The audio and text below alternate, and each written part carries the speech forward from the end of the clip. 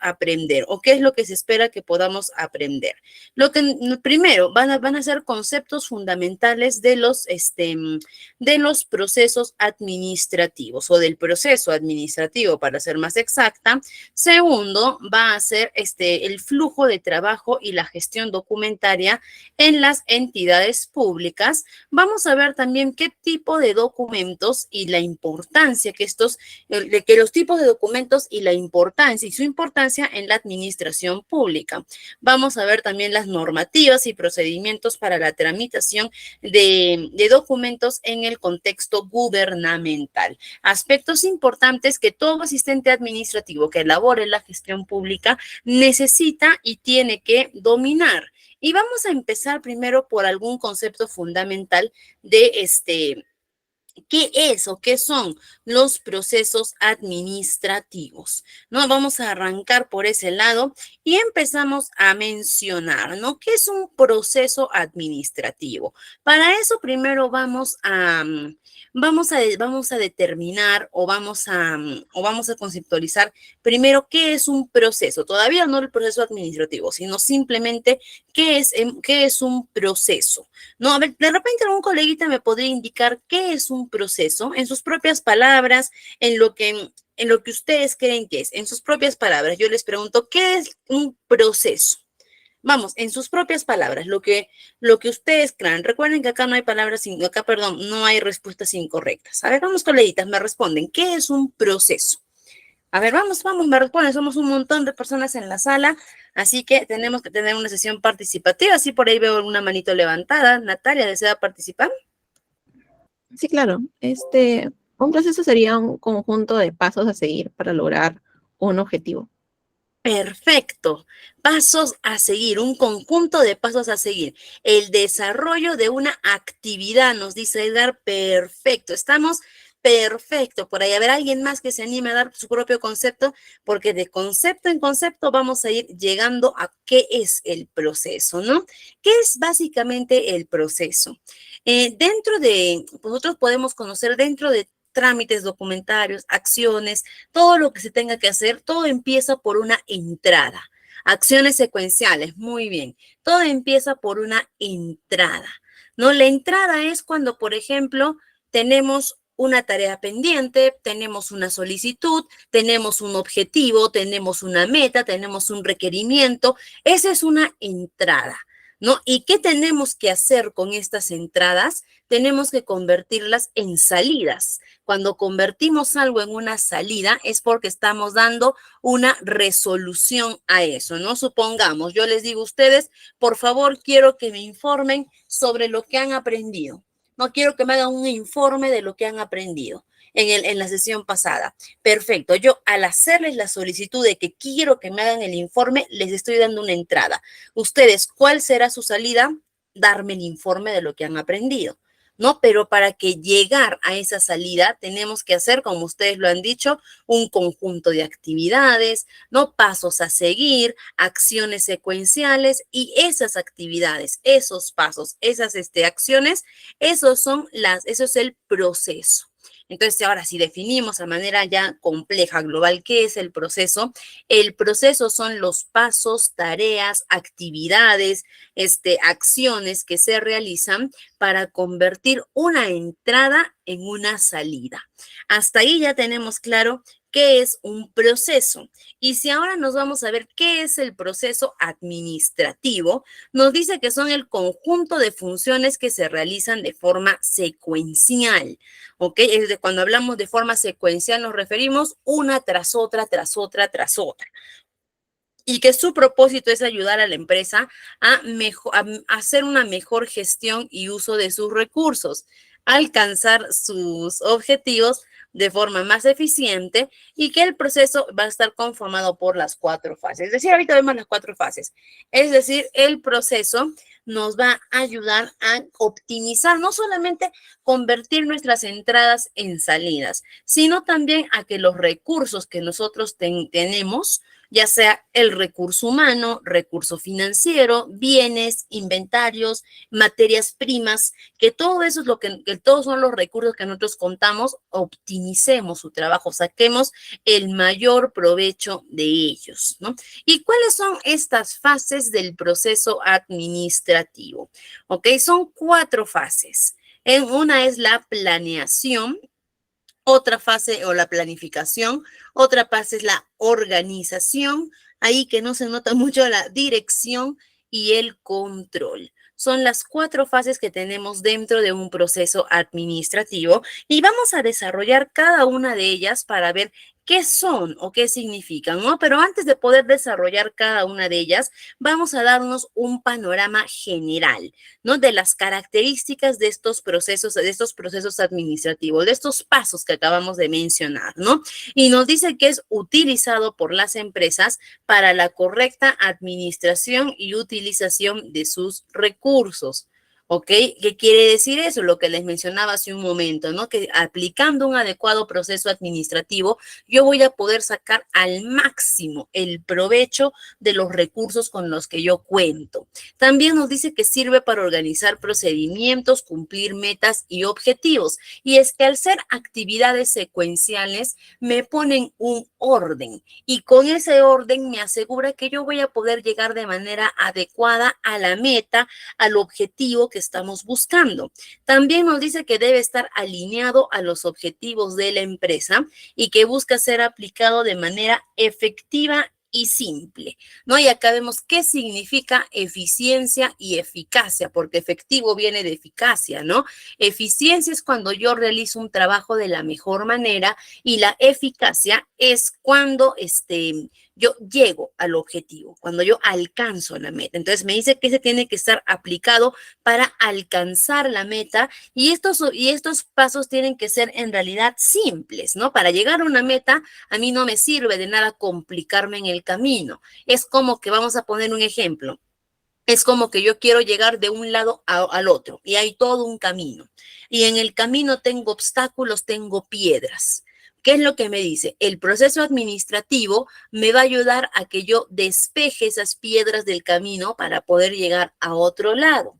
¿Ok? ¿Y qué pasa si es que yo no aplico el proceso administrativo? Muy bien, es muy probable que no llegues a tu objetivo, que te quedes estancado por las piedras, ¿no? O de repente, como también es probable que aunque no apliques un proceso administrativo, llegues a tu objetivo, pero ¿cómo vas a llegar? Lastimado, cansado, agotado. ¿Por qué? Porque tuviste que esquivar piedras, tuviste que golpearte, tuviste que caerte. Llegaste a la meta, sí, pero ¿a qué costo? ¿No? Entonces, eso es lo que nos dice que el proceso administrativo, ¿no? Que nos ayuda a facilitar el camino, no a complicarlo más, sino a poder facilitarlo. Nos dice que sus bases están interrelacionadas, por eso decimos que son procesos secuenciales, que va uno tras el otro. No es que yo puedo empezar con la planeación y de ahí saltarme a la dirección o al control, no. Si no hago la planificación, no puedo hacer la organización. Si no hago la organización, no puedo pasar a la dirección y si no hago la dirección, no voy a poder pasar al control. Es decir, estas fases no se saltan. Se tienen que cumplir sí o sí para poder llegar a los resultados. Y se pueden dividir en dos, en las fases mecánicas y las fases dinámicas. ¿A qué nos referimos como a las fases mecánicas? Están compuestas por la planificación y la organización, es decir, la parte antes de, porque estos 4 procesos se dividen en dos. 2 de ellos son antes de empezar las acciones, y los otros son ya después de iniciar las acciones. Entonces, la parte mecánica es antes de iniciar y la parte dinámica viene de esa misma palabra, del dinamismo, de acción, de manos a la obra, ya son compuestas por la dirección y el control. Y el ciclo de sus fases se repite por cada objetivo, es decir, el proceso administrativo me va a ayudar a alcanzar mis objetivos uno por uno. Termino mi objetivo número 1. Tengo que volver a empezar el proceso para poder llegar a mi objetivo número 2. ¿Ok? Por eso son etapas cíclicas y repetitivas, porque cuando termino el proceso, inicio nuevamente, ¿no? Como un reloj, dando vueltas constantemente y debe ser conocido por todos los miembros de la empresa. ¿A qué nos referimos con esto de que tiene que ser conocido por todos los miembros de la empresa? Para que pueda quedar un poquito más claro el panorama general. Las empresas, las organizaciones y en especial el Estado público, el sector público, tienen metas. Tienen objetivos. Por ejemplo, si es que hablásemos del sector privado, ellos tienen objetivos en especial rentables, es decir, económicos. La meta, sus objetivos son económicos, ¿no? En el caso del sector público, sus objetivos no van tanto por lo económico, sus objetivos van un poquito más por por el cumplimiento de metas, cumplimiento de labores efectuadas, desempeño realizado, eficiencia en los servicios, esas son sus metas, ¿no? Entonces, toda organización tiene metas. ¿Y qué nos dice? Que estas metas, para poder llegar a estas metas, tenemos que seguir un camino. En ese camino podemos encontrar muchas cosas, como puede que encontremos un camino sencillo, como puede que encontremos un camino realmente complejo para poder llegar a la meta. ¿Y qué me dice, no? Para que tú te asegures que vas a llegar de manera correcta a la meta, que vas a llegar bien a la meta, te recomienda planificar. Es decir, crear un proceso de planificación de las tareas, de las estrategias que vas a hacer antes de ponerlas en marcha. Eso es el proceso administrativo. Y me dice que una vez que yo ya tenga este proceso, yo voy a seguirlo y voy a llegar fácil a mi objetivo, ¿no? Y cuando decimos que tiene que ser conocido por todos los miembros de la empresa, es porque las estrategias, todo ello que se elabora, primero que nada, ¿no? Los objetivos que tenga mi organización tiene que ser de conocimiento de los trabajadores, en este caso de los funcionarios públicos. El funcionario público, ¿por qué muchas veces no cumple adecuadamente su trabajo? ¿Por qué muchas veces no cumple adecuadamente con los servicios que tiene que prestar al ciudadano? Porque no conoce que tiene metas, no conoce que tiene objetivos. Y esto cae directamente sobre la parte gerencial, sobre los altos mandos o sobre los jefes inmediatos que a veces no comunican a todos los servidores públicos cuáles son los objetivos. Y después, ¿qué es lo que pasa, no? Se reúnen los trabajadores de repente al cierre de alguna auditoría o algo y se les dice, ¿qué pasó, trabajadores? ¿Por qué no hemos llegado a la meta, al objetivo que teníamos establecido este semestre? ¿Y qué es lo que pasa con muchos trabajadores? Que dicen, teníamos metas, teníamos objetivos, nos acabamos de enterar. Entonces, yo no puedo pretender que mis trabajadores me lleguen a metas, a objetivos, a cumplimientos, si nunca les he informado que tienen metas, que tienen objetivos, que tienen cumplimiento. ¿Ok? Entonces, por eso es importante que este proceso administrativo sea de conocimiento de todos los miembros de la organización. Y vamos a empezar ahora por nuestras etapas del proceso administrativo y arrancamos con la planeación, ¿no? Que es el primer paso. La planeación. ¿De qué nos habla la planeación? Ahorita vamos a hablar un poquito también de la historia del proceso. No, mejor primero hablemos un poquito, antes de entrar a la planeación, vamos a dejar esto un ratito ahí. Mejor primero vamos a hablar de cómo surgen estos procesos administrativos. Vamos a dar un poquito de la historia, de cómo surgen estos procesos administrativos. Y es que nos dice que Henry Fayol, que ya hemos hablado también un poquito de él en nuestra sesión pasada, él era un ingeniero francés. Él tenía, o mejor dicho, él basó su experiencia dentro de una compañía de hierro y carbón precisamente francesa. Ahorita no me acuerdo cuál era el nombre, pero él basó su experiencia, él laboró prácticamente, ¿no? En una compañía de hierro y carbón. Y esta compañía, por así decir, tuvo su auge durante la era industrial, durante la revolución industrial. Al igual que muchas otras organizaciones, recordemos, la revolución industrial precisamente nace esta era por el constante y rápido crecimiento que empezó a darse en las empresas industriales. ¿Y qué pasó? Que tanto la compañía donde trabajaba Henry Fayol como las demás áreas, por así decir, como las demás empresas, por así decir, ante este rápido crecimiento, se dieron cuenta que no estaban llegando a los objetivos o metas establecidas, que aunque tenían bien claro cuál era la meta, que aunque tenían los recursos necesarios, el personal, la materia prima, la maquinaria ideal, se dieron cuenta que no llegaban a los objetivos, ¿no? ¿Y por qué no estaban llegando a los objetivos? Henry Fayol se dio cuenta de esto. Y se dio cuenta de que primero que nada, no se estaban llegando a los objetivos porque no había un orden en las funciones que realizaba el talento humano o el factor humano. Es decir, se dio cuenta que los trabajadores, aunque estaban ahí laborando, no tenían un orden adecuado para laborar, que empezaban por el final y terminaban por el inicio. Y eso hacía que no se lleguen al cumplimiento de metas. Y es ahí donde Henry Fayol agarra y dice y ve la necesidad de poder establecer un principio, de poder establecer procesos, pautas, pasos adecuados para poder llegar al cumplimiento. Es decir, como quien dice, armarles un mapita, armar una guía de pasos a seguir al factor humano para que ellos puedan llegar a los objetivos de las metas. Y ahí es donde nace el proceso administrativo. Es decir, el proceso administrativo ha nacido desde la época o la revolución industrial. Y ahora sí vamos a hablar, porque esto tenemos que saberlo necesariamente como antecedente, ¿no? Para saber de dónde vienen estos procesos, quién los estableció estos procesos, siempre es necesario mencionar un poquito de marco teórico. Y ahora vamos a hablar sobre la etapa de la planeación.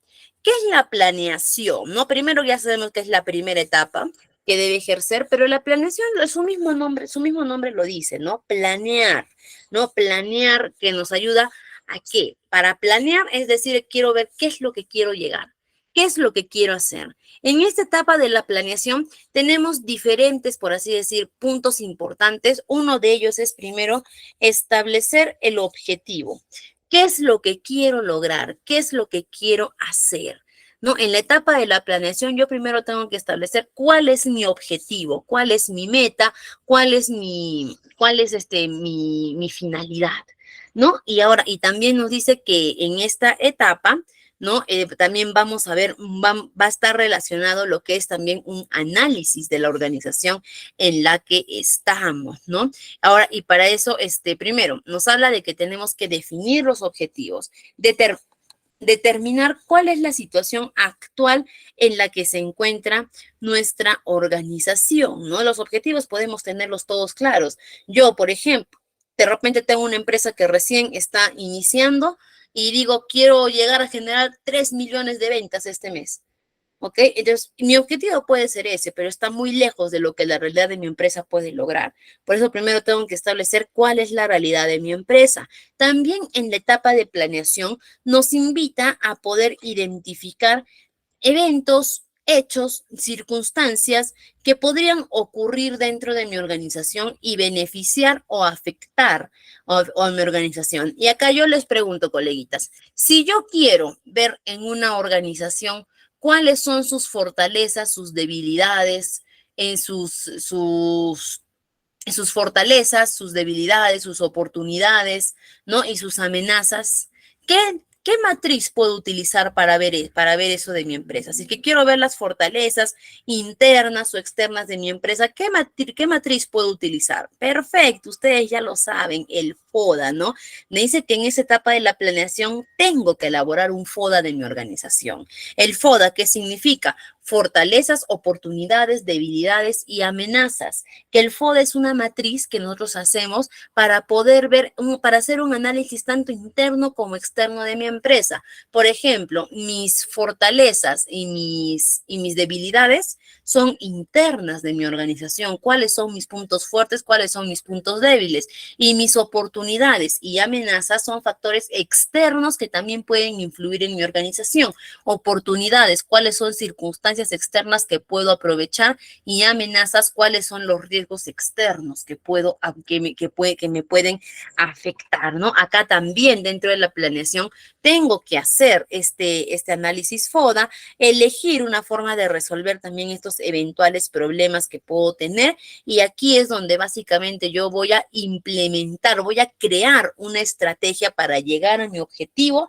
y también voy a establecer ¿Qué es lo que espero obtener? ¿Qué resultados espero obtener de esto, no? Y acá nos menciona las actividades que tenemos que realizar en la etapa de la planeación. ¿Cuáles son nuestras actividades? Primero, tenemos que definir los objetivos y metas que queremos lograr. Tenemos que pronosticar a través de nuestro análisis FODA cuáles son nuestros puntos fuertes, nuestros puntos débiles, nuestros puntos a favor y nuestros puntos en contra. Establecer la estrategia que vamos a utilizar, ¿no? Y también saber cómo vamos a accionar ante futuros problemas. En la planeación, básicamente, es donde elaboramos las estrategias, donde definimos el objetivo y elaboramos qué estrategia vamos a utilizar para poder llegar a ese objetivo. Eso trabajamos en la planeación. La planeación, dicho sea de paso, también no va a estar a cargo directamente del asistente administrativo, ni siquiera va a estar a cargo del jefe inmediato del asistente administrativo. Esta etapa de la planeación va a estar encargada del área, mejor dicho, de la cúpula del organigrama, es decir, de los puestos de alto mando, las cabezas más altas de la organización. Ellos se van a encargar de hacer esta etapa de la planeación. Por ejemplo, en el sector público, en una municipalidad, ¿ya? En una municipalidad provincial o distrital, ¿quién es la cabeza más alta de esa municipalidad? A ver, para ustedes, coleguitas, ¿quién es la cabeza más alta de esa municipalidad? Vamos, está fácil la pregunta. Muy bien, el alcalde, ¿no? El alcalde. ¿Y de quién va de la mano el alcalde? De sus regidores, ¿no? De su consejo, muy bien. Ellos, ¿no? El alcalde junto con su equipo de confianza, ellos son los más altos de la organización, ¿no? Entonces, y ellos, este consejo municipal a cargo del alcalde, ¿no? a cargo de, de sus regidores, todos ellos se encargan de elaborar las estrategias, ¿no? ¿Por qué? Porque ellos agarran y dicen, ¿cuál es mi objetivo? Mi objetivo es, supongamos, ¿no? Mi objetivo es reducir el tráfico en esta avenida. En esta avenida hay mucho tráfico, hay muchos vehículos, hay en las horas punta hay mucho estancamiento. Mi objetivo es disminuir el tráfico. Perfecto. ¿Cómo logramos ese tráfico? Construyamos vías alternas, construyamos de repente una ampliación de la pista, de repente por ahí un bypass, algo que pueda agilizar, ¿no? Perfecto. Establecen ellos las estrategias, agarran y dicen nuestras debilidades, ¿no? Ya hagamos nuestro FODA. Fortalezas, tenemos el presupuesto, ¿no? Oportunidades, vamos a tener la aceptación de la gente, vamos de repente, ¿no? Por ahí debilidades de repente, va a demorar, ¿no? De repente, por la mano de obra, por las gestiones que tenemos, va a demorar, va a ser largo el trabajo, ¿no? Y mis amenazas de repente, ¿no? Que de repente por ahí algún problema, algún rechazo que pueda haber por parte de los vecinos de esa área, ¿no? Entonces, ¿qué es lo que ellos hacen? Ya teniendo este panorama claro, ya dicen, ¿no? Ya está. Supongamos que hay un rechazo por parte de la población alrededor. ¿Qué hacemos? Hacemos un plan para contrarrestar mejor dicho, para solucionar ese rechazo, ¿no? Nuestras debilidades. Supongamos de repente que el tiempo de ejecución va a ser muy largo. Ya está, hacemos un plan para poder acelerar ese tiempo de ejecución. Esta es la planeación. Toda esa parte la hacen las cabezas más altas de la organización. Ellos son los que se encargan de elaborar la estrategia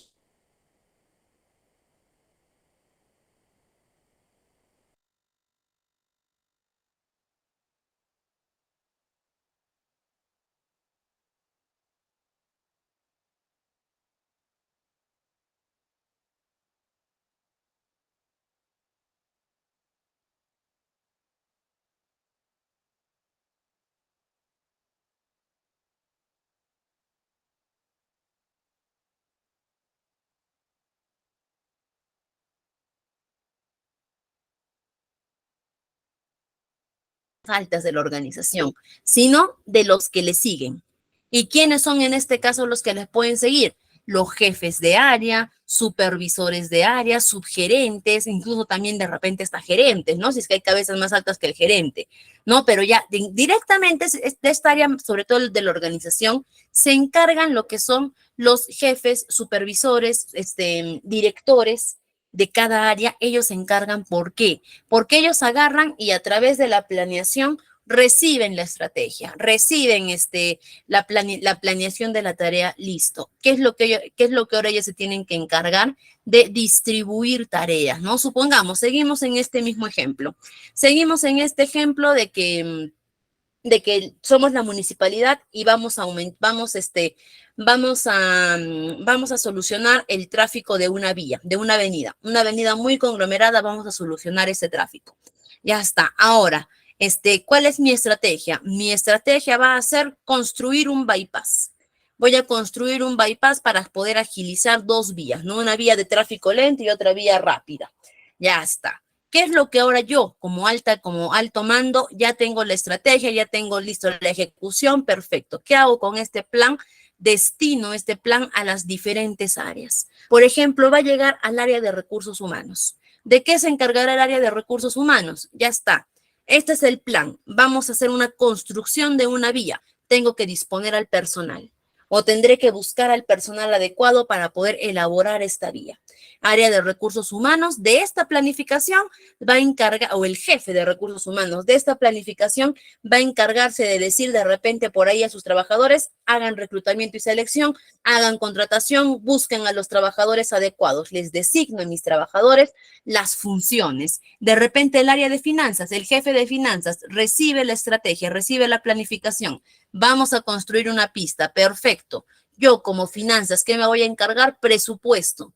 ¿Cuánto es el presupuesto? Ya está. Destino, ¿no? A mis trabajadores de finanzas. Realízame el presupuesto, realízame cotizaciones, realízame estudios de mercado, realízame balances, el BAN, el TIR, el costo-beneficio, ¿no? Ya tú te encargas de eso. Destino, dirijo las funciones, ¿no? De repente por ahí, las diferentes áreas que reciban, cada una va a tener su propio trabajo dentro de este proyecto, ¿no? Entonces ahí vamos destinando actividades, ¿no? Y precisamente nos dice que esto va a depender de las aptitudes físicas e intelectuales de cada trabajador y los recursos que posee la empresa. Es decir, en esta etapa de coordinación, los jefes se van a encargar de determinar cuál es su responsabilidad dentro de esta estrategia y designar a sus trabajadores las funciones para cumplir esta responsabilidad. Y acá vienen actividades que realizamos en la etapa de la organización.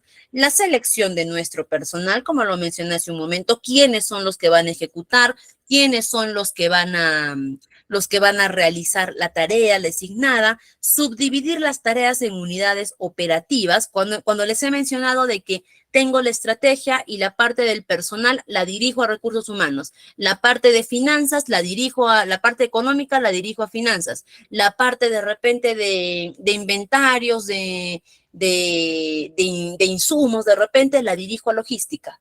Mi plan lo estoy subdividiendo a las diferentes unidades orgánicas que tiene una organización para poder dar cumplimiento de manera más adecuada, ¿no? Y acá hay un factor muy importante, ¿no? Muy aparte de proporcionar material y recursos necesarios, en esta etapa de la organización, quien se va a lucir, quien tiene que sacar lo mejor de sí mismo es el jefe inmediato. El jefe inmediato de las diferentes áreas, es decir, acá sí ya interviene el jefe inmediato del asistente de recursos humanos, perdón, del asistente administrativo. ¿Ok? Aquí es donde ya el jefe inmediato del asistente, él se va a lucir. Esta etapa de la organización es donde él es una pieza clave, ¿no? Porque no solamente va a designar las tareas, sino que tiene que hacer fuertes inyecciones de motivación, de comunicación, generar motivación dentro de los trabajadores que ya van a empezar a realizar esta estrategia, este proyecto, lo que inició como una estrategia a partir de la dirección. Ya estamos designando las tareas y tenemos que motivar al personal antes de pasar al siguiente paso. Y dentro de esa motivación también nos habla de que en esa etapa de la dirección, para que se cumpla adecuadamente, para que las funciones o las delegaciones de tareas sean aceptadas de la mejor manera, También se tiene que recompensar el trabajo de cada colaborador, es decir, a través de su salario. Los trabajadores, para que puedan realizar esta etapa de organización de manera adecuada, tienen que estar motivados y debidamente remunerados, ¿no? Y como les digo, y básicamente la organización, mientras la planificación es crear la estrategia, la organización es dividir las funciones. Todavía no estamos realizando, en la organización solamente hemos dividido, hemos seleccionado quiénes son los trabajadores adecuados para trabajar en esta estrategia, los tenemos motivados, están debidamente remunerados, les hemos proporcionado el material y recurso necesario y están debidamente supervisados y recibiendo el apoyo constante de su jefe inmediato. Y ahora sí pasamos a la etapa más crítica del proceso de la dirección. Esta es la etapa más crítica que se tiene en la dirección, que es ya porque en la dirección ya estamos con la ejecución. Mientras que primero hemos hecho la estrategia, en la planeación, en la organización hemos dividido funciones, en la dirección ya estamos poniendo manos a la obra. En la dirección, ¿quiénes son los que más se lucen? Personal operativo, ¿no? Y el asistente administrativo es un personal operativo. Por lo tanto, aquí en la dirección, el asistente administrativo ya se pone a trabajar, ¿no? ¿Por qué? Porque ya le van a designar sus funciones. ¿Y cuáles son las funciones que le van a designar en un proceso administrativo al asistente administrativo, valga la redundancia? No, primero le van a asignar desde ser podríamos decir, un eco de la motivación, ¿no? Que muy aparte de la motivación que genera el jefe inmediato, le va a pedir al asistente que refuerce aún más la investigación entre el resto de sus trabajadores. Muy aparte de ello.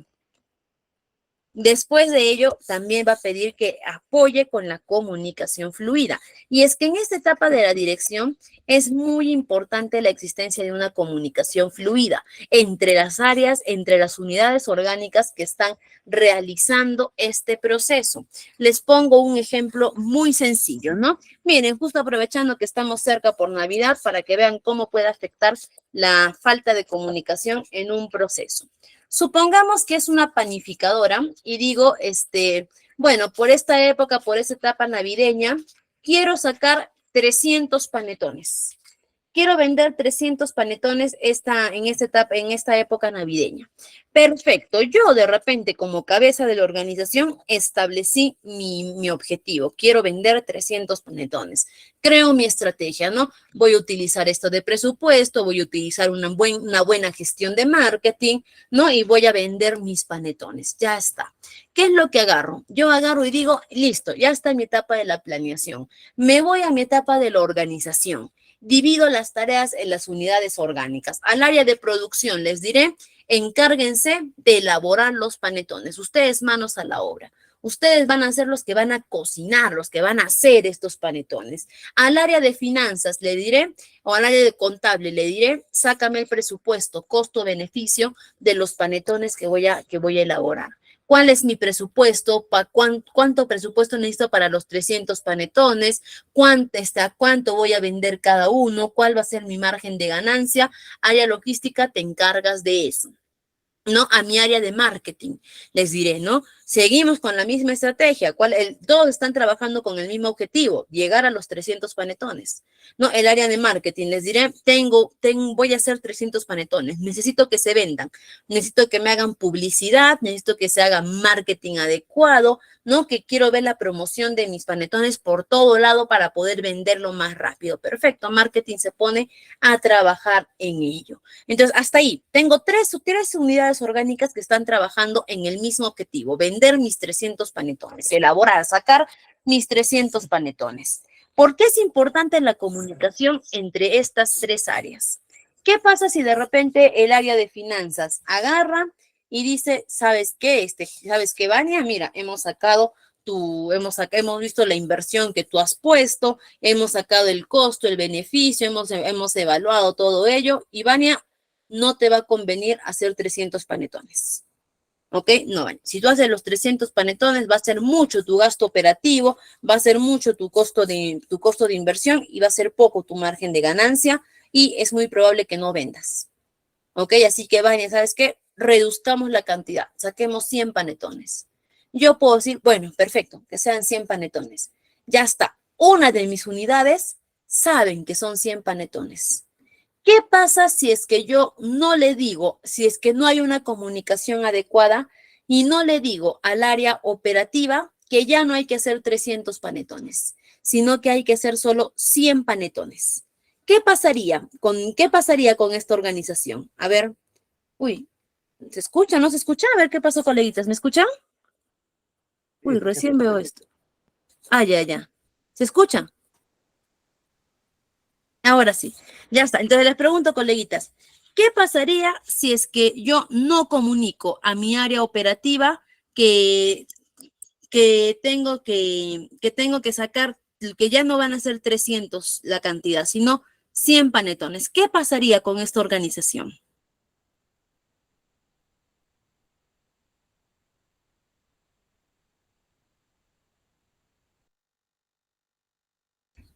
Pérdida, ¿no? Generaría una pérdida grande, ¿no? Y si fuese al contrario, de repente el área de marketing me dice, ¿sabe qué? Estamos haciendo la publicidad y no está teniendo acogida los panetones. No estamos sacando la publicidad, estamos haciendo el marketing y no hay acogida.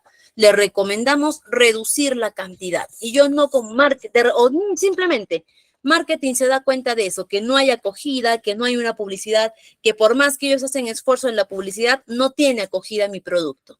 Y marketing se lo calla. Marketing tiene calladito. ¿Qué es lo que va a pasar? Finanzas va a determinar el presupuesto. Finanzas normal va a determinar cuál es el presupuesto. El área operativa igual va a seguir con los 300 panetones, pero al final no se van a vender. ¿Por qué? Porque ya marketing se dio cuenta de que no había acogida.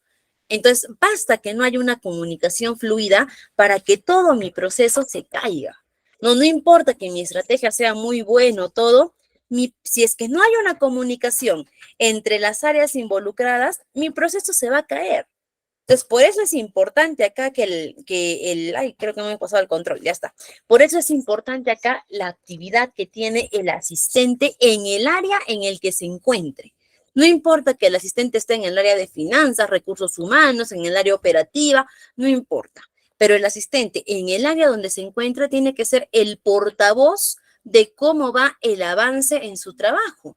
¿No? Él tiene que agarrar y decir, en mi área nos hemos dado cuenta de esto, estamos por el buen camino, no hay la acogida necesaria, ¿no? El asistente tiene que encargarse directamente de distribuir la comunicación adecuada, ¿no? De llevar información a las otras áreas que están involucradas en el proceso y traer la información de las otras áreas a mi área.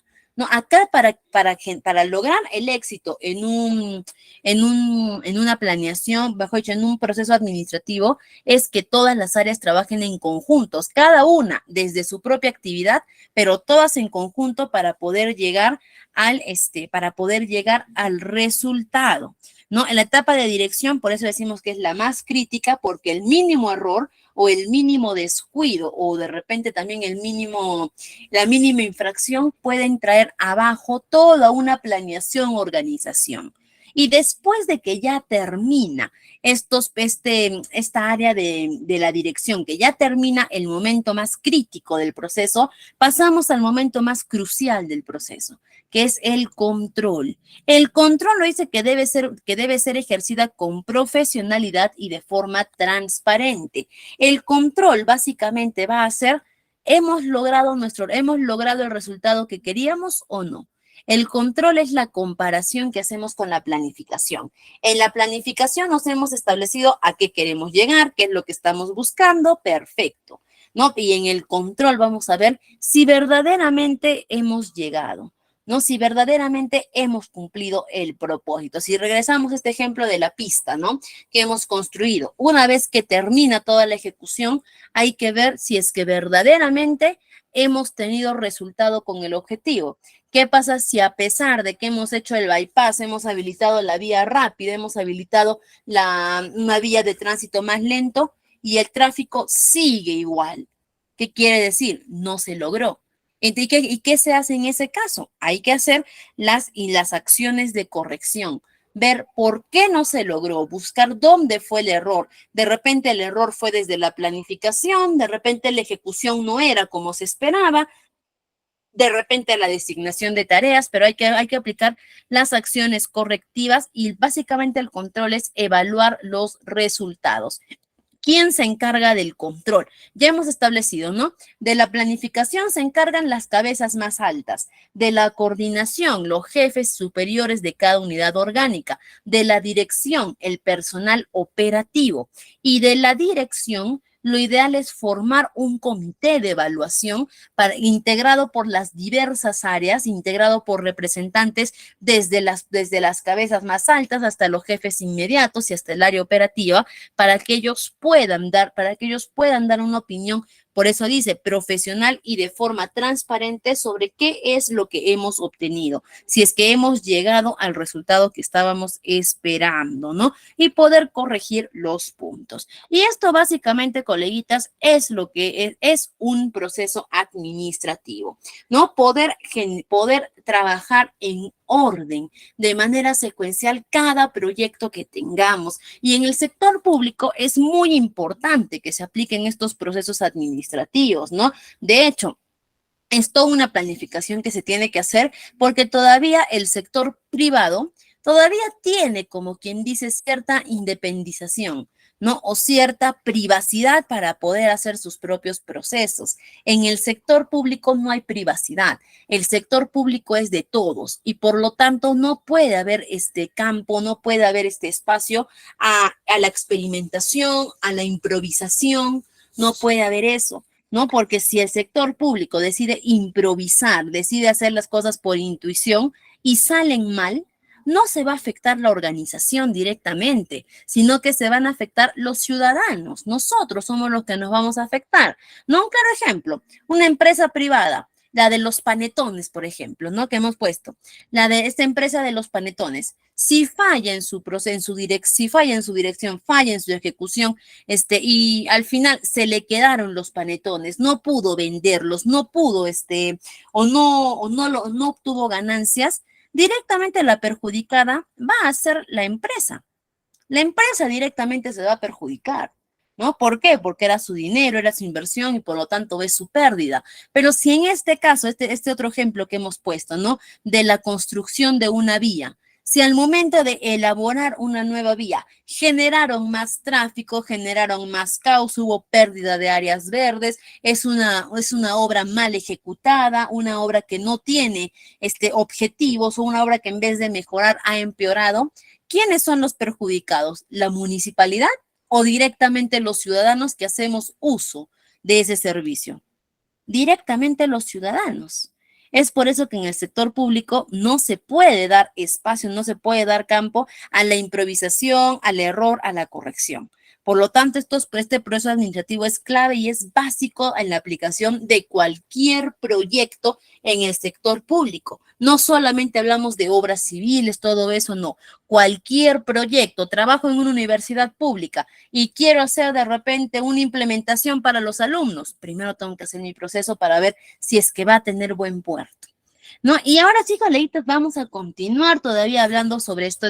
Hemos empezado con el proceso administrativo, pero vamos a seguir hablando sobre el flujo de trabajo y la gestión documental de las organizaciones. ¿Y de qué nos habla el flujo de trabajo, no? Nos dice que en las entidades públicas se describe la secuencia de pasos. Es decir, como les mencioné, en las entidades públicas no hay espacio a la improvisación. En las entidades públicas todo tiene pasos a seguir, todo tiene un camino ya determinado, ¿no? En este caso son los pasos secuenciales que se habla, de acciones, de procedimientos, todo ello para poder llegar a las tareas adecuadas. Es decir, allá, si yo quiero hacer una tarea, ya hay pasos estandarizados que tengo que seguir, ¿no? Entonces, y nos dice que este flujo va a variar significativamente dependiendo de la entidad en la que estemos. Ya anteriormente hemos visto en nuestro anterior curso, ¿no? Hemos visto las entidades que tenemos, el gobierno central, tenemos las municipalidades, institutos, organizaciones,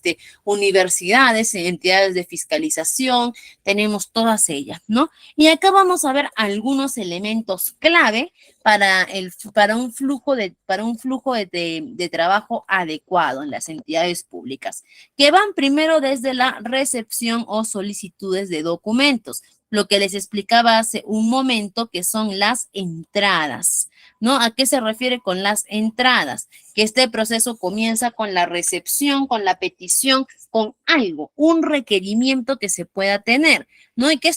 Ojo, y esta recepción puede ser tanto de trámites internos de las propias áreas, como también pueden ser solicitudes externas por los propios usuarios que tenemos en las instituciones públicas. Después hablamos de la evaluación y la asignación de recursos, porque una vez que nosotros hemos recibido esas solicitudes, ese requerimiento interno o externo de la organización, tenemos que evaluar lo que nos han pedido, lo que nos han solicitado, para determinar primero la prioridad, si son de urgencia, si son de importancia y urgencia, o pueden esperar, ¿no? Para eso, y de acuerdo a ello, destinar los recursos para su procesamiento.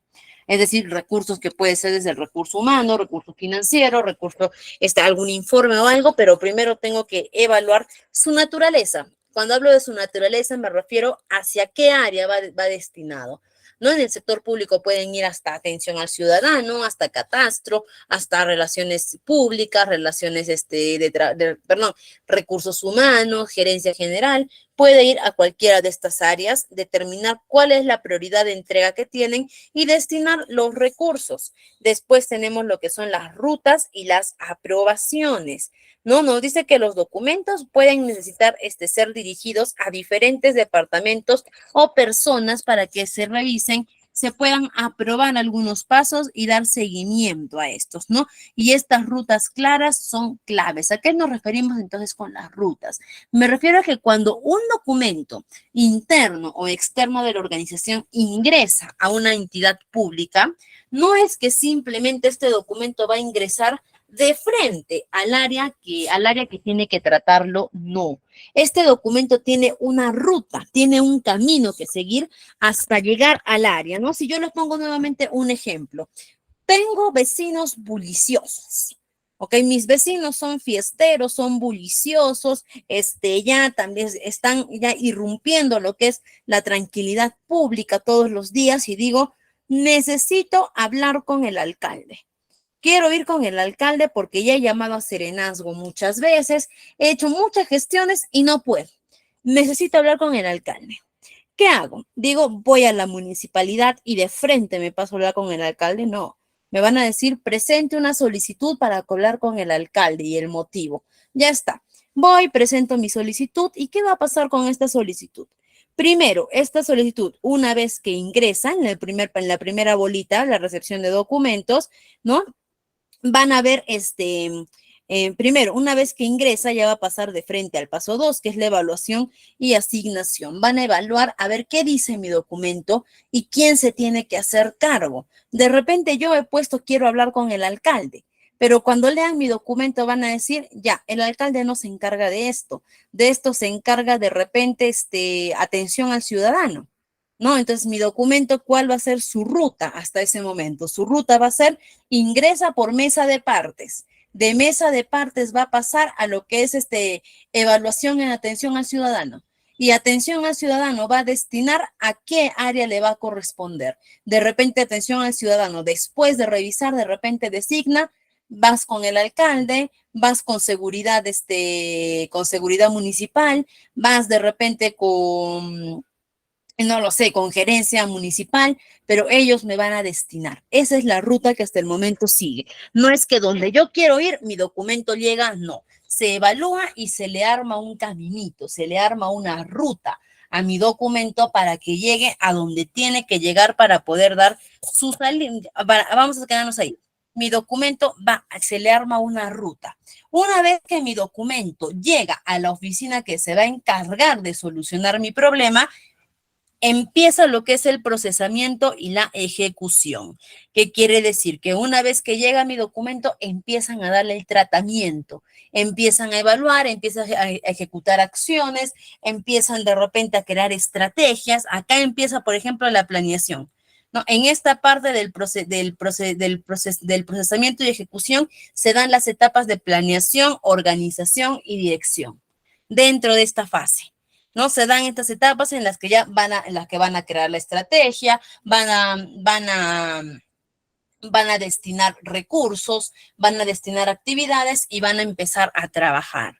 Y después de que ellos ya llegan a la solución o me dan la respuesta que yo necesito, pasamos al seguimiento y al control, ¿no? Que nos dice que de las acciones realizadas se van a asegurar que se cumplan con los plazos, los objetivos que me han puesto de manera clara, ¿no? Y todo ello, y después pasamos al archivo y conservación, que una vez que ya le dieron solución a mi documento, es decir, una vez que ya mi documento se emitió la respuesta, se emitió la resolución o cesó la solicitud que yo tenía, no es que este documento agarra y listo, ya lo botan por ahí, no, sino que tiene que pasar con toda su ruta, con todo lo que ha seguido a ser archivado, ¿no? Y la optimización continua que busca, como no dice, constantemente maneras de mejorar y optimizar estos flujos de trabajo. En resumen, coleguitas, cuando hablamos acá de los flujos de trabajo, nos damos cuenta de que dentro del sector público, nuevamente lo repito, a diferencia del sector privado, cuando hablamos de estándares de procesos administrativos son más rígidos. Por eso es que muchas veces decimos, ¿no? El sector público es muy burocrático, ¿no? El sector público tiene la solución en sus manos rápida. Yo solamente he pedido que me den información de un trabajador.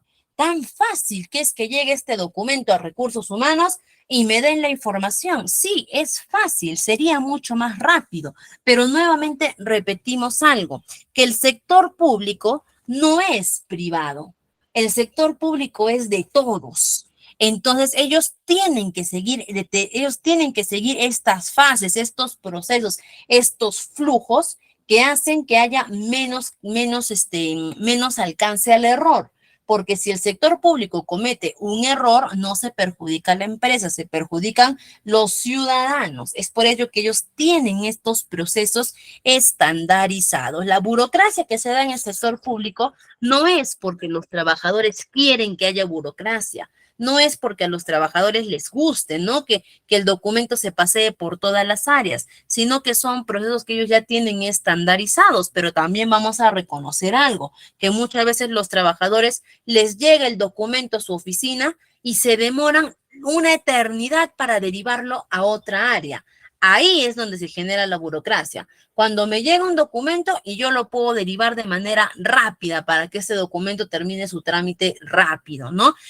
¿Por qué? Porque aunque este documento que yo presento tiene, miren, acá está el flujo es largo que tiene que pasar, ¿ah? Aunque tiene un flujo largo, puede llegar a ser rápido si es que hay optimización en el trabajo, como también puede llegar a ser eterno si es que no hay una adecuada optimización, ¿no? Y acá vemos, acá me quedé en una sola diapositiva cuando lo teníamos acá, ¿no? Entonces vamos a hacer un pequeñito resumen que nos habla del proceso. Comienza con la recepción de las solicitudes, la evaluación y la asignación de recursos que una vez que los recibimos, vamos a evaluar para determinar su naturaleza, su prioridad, para determinar a dónde corresponde. En las rutas y aprobaciones, los documentos van a ser dirigidos a los diferentes departamentos para su revisión y aprobación. En el procesamiento y la ejecución, nos dice que una vez que sean aprobados, se procede a actuar, se procede a iniciar las tareas, las acciones necesarias. En el seguimiento y control se lleva a cabo acciones que después de las acciones realizadas vamos a revisar, vamos a fiscalizar cómo se han dado estos procesos en el archivo, que es un archivo histórico que guardo esa documentación para cualquier suceso que pueda pasar o cualquier requerimiento de información. Y la optimización continua, que nos habla sobre continuar con un trabajo adecuado, sobre encontrar las fallas y siempre ir mejorando y mejorando y mejorando, no quedarse o estancados en un solo proceso. ¿Ok? Y precisamente hablando de estos flujos, vamos a ver cuáles son los tipos de documentos que normalmente vamos a poder encontrar en la gestión pública, ¿no? ¿Y cuáles son estos tipos de documentos que normalmente se encuentran? ¿Por qué? Porque en la administración pública la documentación desempeña un papel clave, ya sea para el registro, para el seguimiento, para la ejecución, para el proceso, para el control de todas las tareas que se realicen. Recordemos que un documento administrativo es la evidencia plasmada en físico de los procesos que se han realizado. ¿Cuándo yo debo hacer un documento administrativo? Supongamos que yo en mi gestión pública incrementé o aprobé desde un proceso muy chiquito, ¿ok? Aprobé que se cambiara el papel higiénico de los baños. Aprobé que a partir de ahora utilicemos una nueva marca de papel higiénico en los baños. Parece muy sencillo, ¿no? Parece simplemente como decir, ya no utilicemos esta marca, utilicemos esta otra marca. Parece muy sencillo, pero no.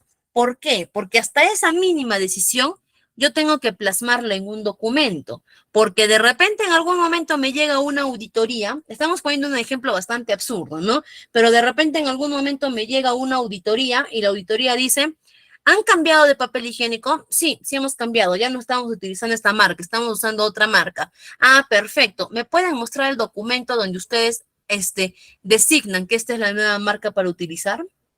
Si no tengo el documento, frito. ¿Ok? Esa auditoría ya no la paso.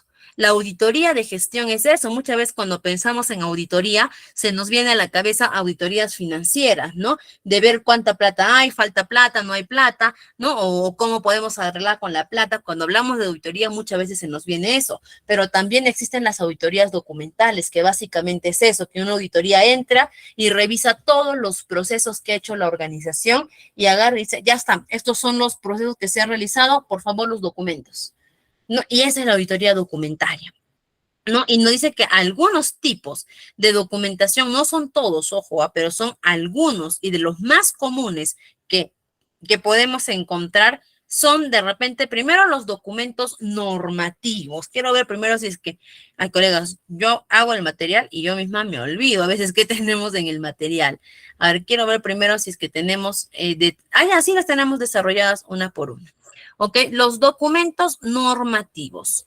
¿Qué nos incluyen los documentos normativos? Acá lo dice, leyes, decretos, reglamentos y normativas. No son documentos que nos establecen reglas y reglas que se rigen en la administración pública. Las reglas que se rigen en la administración pública tienen que ir de acuerdo a ley.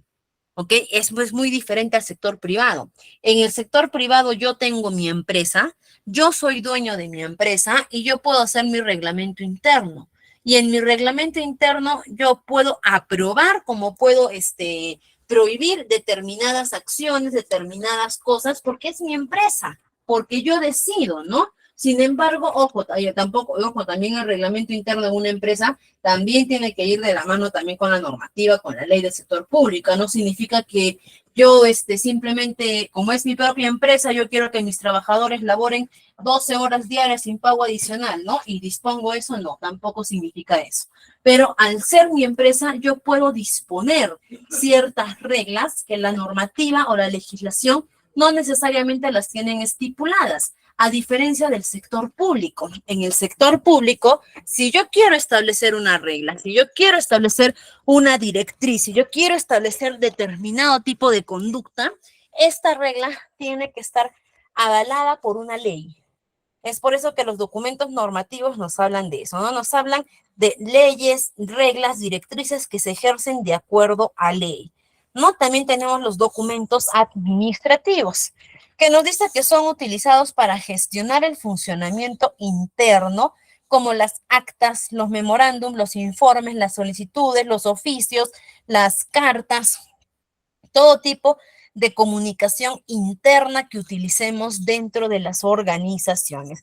Cuando hablamos de comunicación interna, tenemos dos tipos de comunicación escrita y comunicación oral o comunicación verbal, ¿no? Y cuando hablamos de comunicación escrita, hablamos de todos los documentos administrativos que se presentan para la elaboración, y para requerimiento de información, para otorgar información, por ejemplo, los memorandos, que vamos a ver también más adelante estos documentos más a fondo, los memorándum que, por ejemplo, son documentos de información descendentes, es decir, que el jefe o el empleador entrega directamente a sus trabajadores. Un trabajador no le puede mandar un memorándum a su jefe, pero el jefe sí le puede mandar un memorándum a su trabajador, ¿no? Y, por ejemplo, el memorándum muchas veces se ha confundido o se habla de que cuando yo le menciono a los trabajadores, oye, te van a mandar un memorándum, los trabajadores se asustan, los trabajadores tiemblan y dicen, pero ¿por qué? ¿Qué he hecho? ¿Por qué me quieren dar un memorándum? Le tienen miedo al memorándum, pero ¿por qué? Porque se tiene esta idea de que el memorándum es un documento exclusivo para llamar la atención a los trabajadores, cosa que está lejos de la realidad. El memorándum es un documento de comunicación. Cuando yo le quiero informar a mi trabajador algo de importancia o algo de relevancia, ¿no? Si, por ejemplo, yo le quiero informar a mi trabajador que mañana tiene que elaborar, que mañana va a ingresar a laborar media hora más tarde, ¿no? Le tengo que enviar un memorándum porque es información importante. Si de repente yo le quiero informar a mi trabajador que va a salir de vacaciones, le tengo que mandar un memorándum porque es información importante. Asimismo, si yo le quiero informar a mi trabajador que va a ser sancionado, también por el memorándum. Entonces, el memorándum no es un documento exclusivo para llamado de atención, ¿no? Ahora, también tenemos dentro de ellos ya las solicitudes que ya hemos visto, que las solicitudes pueden ser, dicho sea de paso, ¿no? El memorándum es un documento de comunicación interna, exclusivamente para comunicación interna. No es que de repente por ahí, a ver, un ejemplo, ya, no es que yo de afuera, yo siendo un usuario, ciudadano público, ciudadano, puedo mandar un memorándum a una persona a una persona interna de la empresa pública. No puedo hacerlo. ¿Ok? A diferencia de las solicitudes, que las solicitudes sí son documentación, sí son documentación interna o externa. Es decir, yo puedo recibir una solicitud tanto de trabajadores de mi organización, como también puedo recibir solicitudes de trabajadores, de personas externas a la organización. Las solicitudes básicamente, ¿qué son? Son un documento que piden información sobre algo, es decir, cuando estoy requiriendo algún tipo de información, envío una solicitud. Ahora también tenemos por ahí para mencionar de manera rápida los oficios, por ejemplo. Los oficios son documentos también administrativos que habla de una comunicación un poquito más formal, ¿no? A diferencia de repente, de las solicitudes, de las cartas, de los memorándum, los oficios nos habla de una comunicación un poquito más, más formal, que los oficios también pueden ser internos como pueden ser externos. Por ejemplo, es aniversario de una institución, ¿ok? Privada, pública. Yo soy institución pública y hoy día es aniversario de una institución amiga de la casa, ¿no? Amiga o compañero, conocido del mismo rubro, ¿no? Como, como puede ser, ¿no? Listo. Entonces, ahí yo puedo agarrar y quiero mandar un saludo por su aniversario, lo tengo que hacer a través de un oficio, porque es un documento externo y formal. Por ejemplo, me dice, buenas noches, si quiero hacer un requerimiento a logística, usted mismo lo acaba de decir. Cuando quiero hacer un requerimiento, ¿qué es lo que quiero hacer con logística? Le quiero pedir algo a logística. Y si voy a pedir algo a otra área, ¿qué tipo de documento debería mandar? A ver, usted misma respóndanos. Si es un requerimiento me dice, necesito, dame, es decir, te voy a pedir. Si es que voy a pedir algo a algún área, en este caso logística, ¿qué tendré que mandar? Será una solicitud de requerimiento, ¿no? Interna o externa. Ahora, cuando hablamos de solicitud, no necesariamente no necesariamente tiene que ir designado grande el nombre solicitud, ¿no? Sino que también,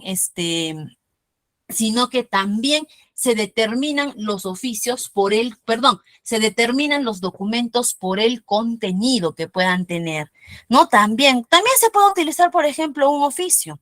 ¿no? También se puede utilizar un oficio, haya el informe o el reporte, ¿no?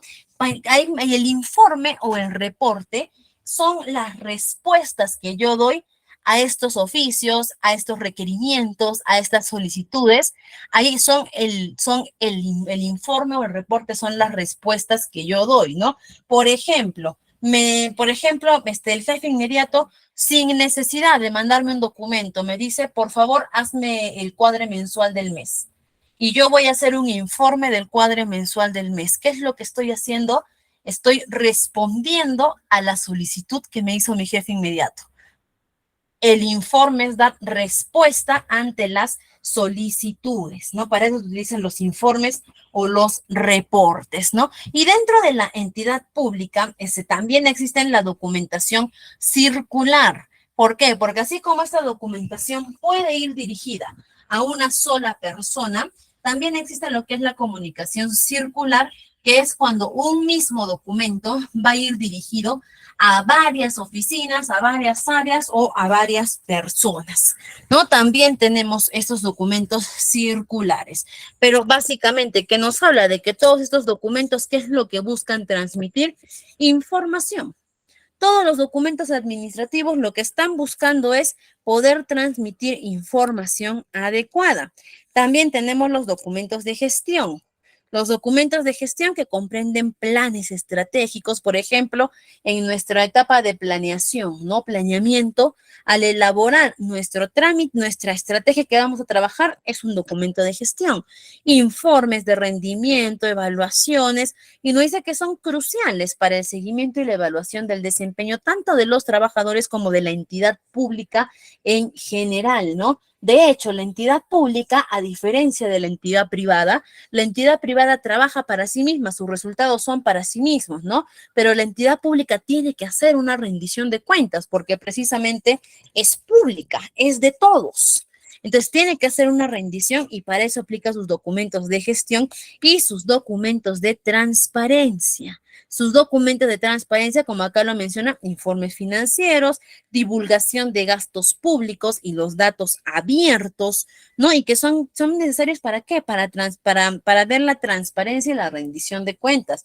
Recuerden algo, el sector público es de todos, aunque yo no trabaje en el sector público, aunque no sea un ciudadano o una ciudadana asidua de los servicios públicos, el sector público es de todos, ¿no? Y por lo tanto, todos también, de hecho, todos aportamos al sector público. Por ahí alguien puede decir, pero yo no pago impuestos, ¿no? Desde el hecho en el que estás comprando y estás pidiendo algo con una boleta o factura, estás aportando al sector público, ¿no? Desde que tienes una cuenta bancaria y ves que en tu cuenta bancaria te descuentan 10, 20 céntimos del ITF, es tu aporte que das al sector público. Y por lo tanto, si yo aporto a un sector público, la lógica me dice, tengo derecho a saber qué están haciendo con el aporte que estoy dando, ¿no? ¿No? Entonces de ahí partimos la diferencia, ¿no? Entre por qué la entidad pública tiene que hacer rendición de sus gastos, todo ello, ¿no? Y precisamente esta rendición o estos documentos de transparencia es lo que dan fe a un proceso adecuado de gestión, no es lo que da fe a una utilización y una optimización adecuada de nuestros recursos. Por eso es necesario siempre, ¿no? Y de hecho el asistente administrativo tiene que apoyar bastante en estas rendiciones de cuentas, sobre todo cuando trabajan directamente directamente con puestos de confianza o de repente directamente con los altos mandos, ¿no? Por ahí nos preguntan, ¿cuál es la diferencia entre un oficio circular y un oficio múltiple? Ya está, ¿no? Nos dice que mientras que el oficio, son similares en realidad, ¿ya? Pero sí tienen una mínima diferencia, ¿no? ¿Cuáles podríamos decir que la diferencia principal es el alcance que tienen cada uno de ellos, ¿no? Es decir, a quiénes van dirigidos, porque mientras que el oficio circular, ¿no? Se envía a un grupo grande de destinatarios, ¿no? Es cuando el oficio circular se envía a varias personas, a un grupo grande. El oficio múltiple también va a ir a varios destinatarios, pero de un entorno o un sector un poquito más específicos o que tengan intereses en común, ¿no? Un ejemplo, ¿cuándo sería de repente un oficio circular?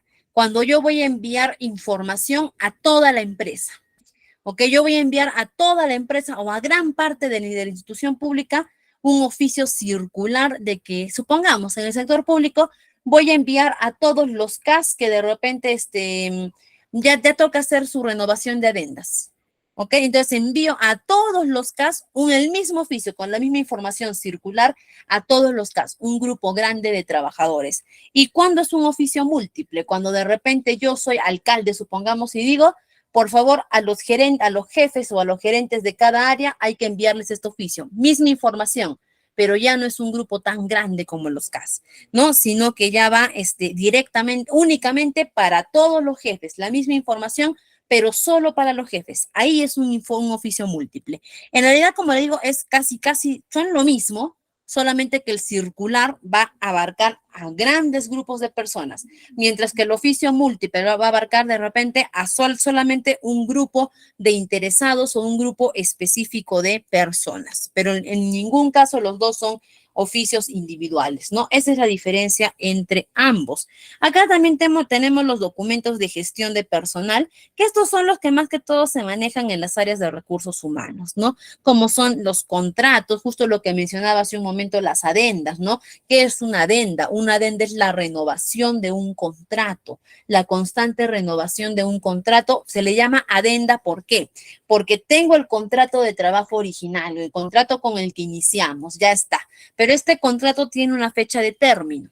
Entonces, ¿qué voy a hacer? Yo, en vez de renovar el contrato, o en vez de dar por finiquitado un contrato y renovar un nuevo contrato, lo que voy a hacer es adendar, es decir, anexar más tiempo, de contratos. Porque, ¿qué implica cerrar un contrato e iniciar un nuevo contrato? Cuando cerramos un contrato, por lo general, yo tengo con ustedes un contrato de 3 meses. Llegamos a los 3 meses. ¿Qué implica una renovación completa de contrato? Llegamos a estos 3 meses, se termina este contrato actual que tenemos, yo tendría que liquidarlos a ustedes, darle su liquidación por estos 3 meses y renovar el contrato, volver a iniciar un contrato desde cero. ¿Ok? Eso es renovar, volver el mismo contrato, pero otra vez desde cero hasta el tiempo que dure. Eso implica una renovación completa de contrato. La adenda nos dice, sigues con el mismo contrato. No estamos cambiando tu contrato, no lo estamos renovando nada. Tú sigues con el mismo contrato, pero te estoy adendando más tiempo. Adendar es agregar. Te estoy agregando más tiempo a ese contrato. Esas son las adendas que por lo general se manejan en el sector público para los trabajadores CAS. ¿Ok? Para los trabajadores CAS, que ellos por lo general no tienen contratos a largos plazos, ¿no? También vamos a dar más adelante del por qué hay este régimen CAS, ¿no? Y si es beneficioso, si no es beneficioso, vamos a verlo. Pero por lo general ellos no tienen un contrato extenso y por lo tanto tienen que ir adendando y adendando. También dentro de la gestión pública vemos documentación como por ejemplo las evaluaciones de desempeño, las políticas, vemos las nóminas, las planillas, los pagos, las boletas de pago, ¿no? Que son fundamentales para poder manejar adecuadamente a nuestro personal. Y recuerden, en el sector público tienen que cumplir adecuadamente con las normativas y las leyes vigentes para los trabajadores del sector público, ¿no? Recordemos que el sector público tiene beneficios laborales muy diferentes a los del sector privado. Si hacemos rápidamente un recuento, no vamos a mencionar todos, vamos a mencionar algunos, ¿no? Por ejemplo, en el sector privado, a ellos les corresponde lo que es el pago de las gratificaciones. En el sector público no existe la gratificación actualmente, ¿no? El que mañana, que es hasta el último plazo que se tiene en el sector privado para pagar las gratificaciones, 15 de diciembre, en el sector público no existe lo que es las gratificaciones. ¿Alguien sabe qué reciben los trabajadores del sector público? Si no reciben gratificaciones, ¿qué es lo que reciben los trabajadores del sector público? A ver, ¿quién sabe? ¿Qué reciben los trabajadores en vez de gratificación en el sector público? Aguinaldo. Ah, muy bien, María, aguinaldo. Ellos, gratificación no existe, bueno, tampoco, bueno, puede ser por parte de la institución, pero lo que reciben directamente del Estado es el aguinaldo. ¿Y el aguinaldo a cuánto equivale? Equivale a lo que el gobierno en curso diga, ¿no? Por ejemplo, el aguinaldo de diciembre del año pasado fue de 500 soles para los trabajadores públicos, pero el aguinaldo que han recibido ahora en fiestas patrias de este año ha sido de 300 soles. Actualmente, me parece que ya salió la resolución de cuánto va a ser el aguinaldo de diciembre. Me parece que precisamente entre ayer y hoy día ya han destinado cuánto es el presupuesto del aguinaldo, ¿no? No sé bien cómo es eso porque hay modificatorias, pero hay que determinar, el Estado es el que determina cuánto es el bono del aguinaldo, ¿ok? El Estado es el que va a determinar, ¿no? Sin embargo, en la parte privada, de cuánto es dependiendo también del régimen. Claro, exacto, no es para todos. El aguinaldo también varía, también dependiendo de los sectores que hay en el régimen público, y al igual que en el régimen privado, ¿no? Pero ahora, por ejemplo, también compensación por tiempo de servicio. ¿Ok? Compensación por tiempo de servicios o la famosa CTS, eso no corresponde en el sector público. ¿Ok? Ahora, pero sin embargo en el sector privado sí corresponde, ¿no? Por ahí también vemos, ahí va, por ejemplo, a ver, ¿con qué otro ejemplo, por ejemplo, puede haber por ahí diferencias? Hay varias diferencias en realidad, ¿no? Pero como se dan cuenta, son diferentes leyes laborales que se manejan tanto para el sector público como para el sector privado. Entonces, si yo quiero trabajar como asistente de recursos humanos en el sector público, tengo que especializarme directamente en leyes laborales del sector público que son muy diferentes a las del sector privado, que son muy diferentes las leyes laborales. Desde los tipos de contratación también son muy diferentes, ¿no? La 728 y la 276 tienen completamente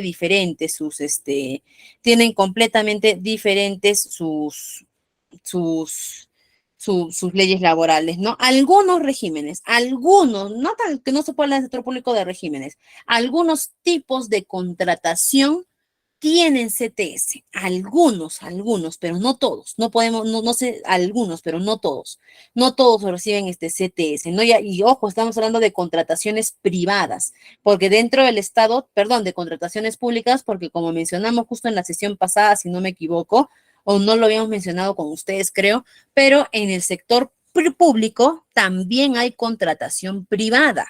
Es decir, en el sector público hay trabajadores que laboran en el sector público, pero tienen un contrato privado, ¿no? Por ejemplo, el personal de serenazgo, el personal de limpieza pública, el personal de parques y jardines de las municipalidades, los obreros tienen contratación privada. Algunos, porque también hay obreros que entran por CAS, ellos no entran a la contratación privada, pero hay algunos que tienen contratación privada y que reciben todos los beneficios del sector privado. Nuestro sector público, en cuanto a leyes laborales, es grande y complicado.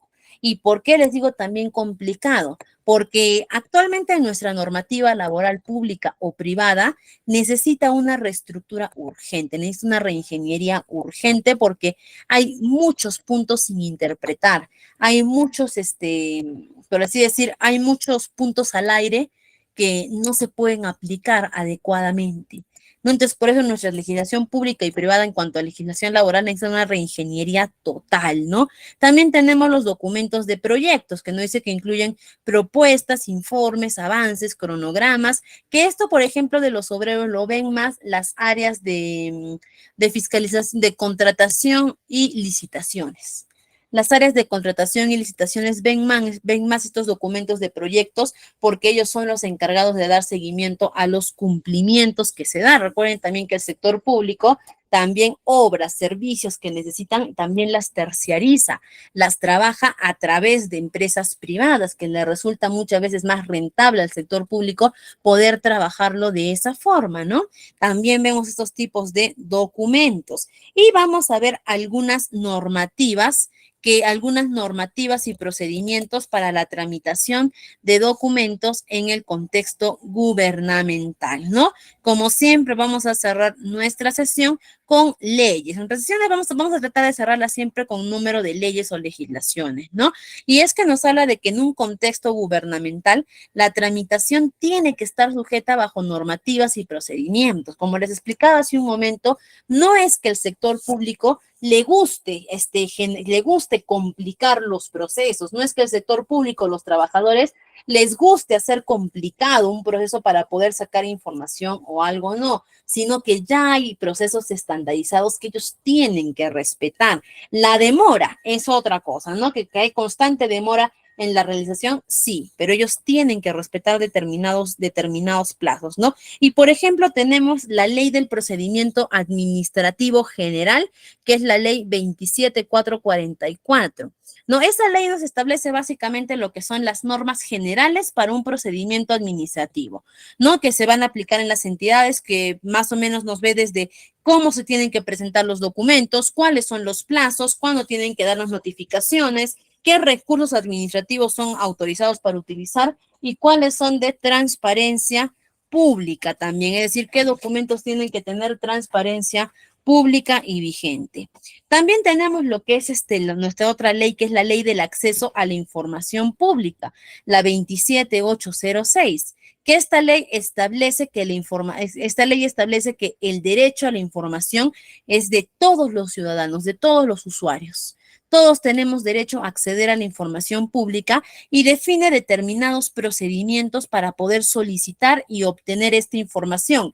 Porque sí es cierto, todos tenemos derecho a la información pública, pero hay que respaldar para qué la necesitamos. No es simplemente que yo digo, ¿sabes qué, municipalidad?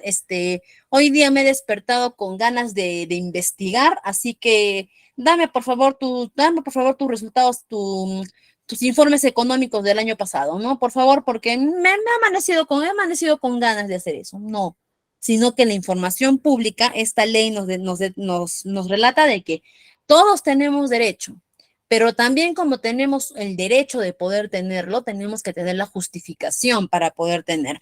Por ejemplo, algo muy importante para el acceso de la información pública, ¿no?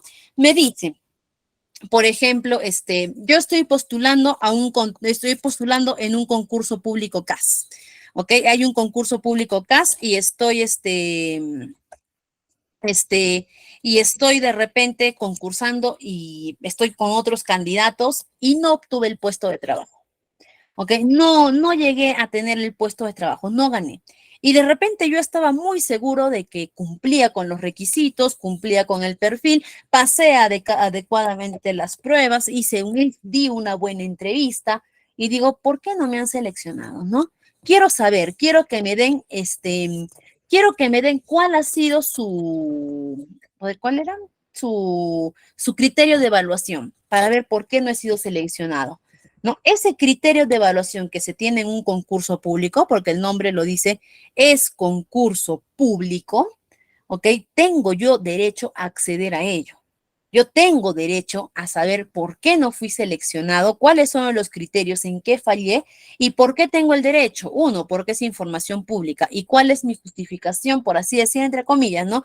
O cuál es mi motivo para poder solicitar esa información, porque yo he sido parte de ese proceso, porque yo he estado dentro de ese proceso, puedo solicitar y la institución pública me tiene que dar esa información sin tampoco caer de repente, en divulgar información de los otros candidatos, ¿no? Pero yo tengo el derecho y me pueden dar esa información, ¿no? Eso nos habla de la ley de la información al acceso público, ¿no? También de la ley de acceso a la información pública, perdón. También por acá vemos un poquito lo que son las normas técnicas de gestión documental, ¿no? Nos dice que existen normas que regulan toda esta gestión documental, como normas técnicas que son emitidas por el Archivo General de la Nación, ¿no? Y estas definen pautas que tiene que seguir una organización, la conservación, digitalización y disposición de documentos, ¿no? Por ejemplo, las entidades públicas, si es que hablamos de repente de los legajos de personal. Si es que hablamos del legajo de personal, que es el archivo que se maneja de cada servidor público. Todos los servidores públicos tienen que tener un archivo de su historial laboral. Por ejemplo, esta ley, este Archivo General de la Nación me dice por normativa de que las empresas públicas y privadas también, pero más que todo, en este caso nos vamos a las públicas, debemos conservar, después de que se van los trabajadores o termina la relación laboral, debemos conservar o debemos tener todavía estos archivos por lo menos 5 años. Es por eso que nos establece pautas para la conservación, la digitalización actualmente que ya se está dando en el sector público, que ya estamos digitalizando toda la documentación que se tiene y tenemos también los procedimientos internos de cada entidad. Y es que, como ya hemos dicho, hay regulaciones generales para todos, hay regulaciones públicas, pero también cada entidad tiene también su propio procedimiento. Es por eso que tienen desde un reglamento interno, cada una tiene sus políticas internas, porque también ellos tienen que manejar un orden adecuado, ¿no? No se puede tener un solo proceso estandarizado para toda la gestión pública, cuando sabemos que no todas las entidades públicas tienen las mismas necesidades o los mismos procedimientos o las mismas dificultades. La RENIEC, por ejemplo, no tiene la misma necesidad que la municipalidad, ni una municipalidad que un ministerio, ni un ministerio que es salud o es salud que una universidad, ¿no? Y de hecho, ¿no? Si es que hablamos ya de el Ministerio de Educación de Arequipa, no tiene las mismas necesidades que el Ministerio de Educación de Lima, de Ayacucho, de Tumbes, de Piura, de Puno, ¿no? Entonces son diferentes necesidades, por lo tanto también cada organización tiene sus procedimientos internos, tiene sus propios procedimientos y sus propios reglamentos que se tienen que adaptar a la realidad situacional que cada una de estas organizaciones tiene. ¿Ok? Y todo eso tiene que ser de conocimiento del asistente administrativo. Nuevamente les recuerdo, ¿no? Es mucho más difícil ser un asistente administrativo en el sector público que en el sector privado. Es mucho más difícil porque en el sector privado todavía se maneja cierto estilo libre, podríamos decir. El sector privado todavía tiene cierta adaptación para la realización de sus procesos, sus funciones. Si algo sale mal por ahí, el sector privado lo acomoda a su manera, a su gusto. El sector público no, el sector público tiene que ser bastante rígido porque precisamente hemos dicho, porque ellos de todos los ciudadanos en general, ¿no? Entonces no se pueden dar tanta cabida a la libertad o al error y el asistente administrativo del sector público tiene que alinearse, por así decir, a esa rigidez que ya colocan las normativas, pero en sus procesos, en sus tareas, optimizar esas funciones. Y muy bien, estimados, hasta aquí hemos llegado el día de hoy. Esta sesión específicamente, en cuanto a información, es bastante pesadita. Solamente esta partecita, porque acá hablamos ya de conceptos bastante técnicos. Es por eso que esta partecita es bien pesadita, pero ya lo que se nos viene en adelante en el curso, como por ejemplo, vamos a ver por acá.